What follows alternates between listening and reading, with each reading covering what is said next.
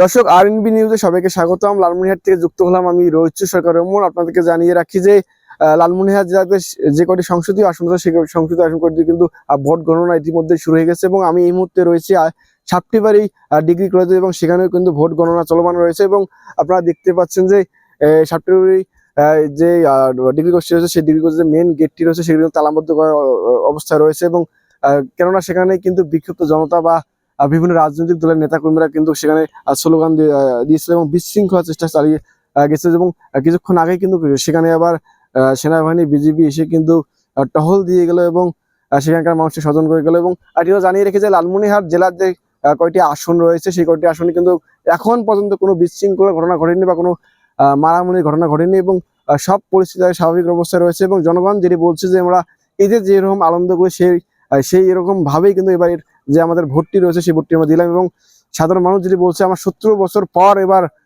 আমরা ভোট দিতে পারলাম এবং আমাদের স্বাধীনতা অনুযায়ী এবং স্বাধীনভাবে। এবং আরেকটি কথা জানিয়ে রেখেছে, প্রার্থীদেরকে আমরা জিজ্ঞাসা করছিলাম আপনারা ভোটের পরিস্থিতি কেমন দেখছেন বা কোনো বিশৃঙ্খলা ঘটছে কিনা।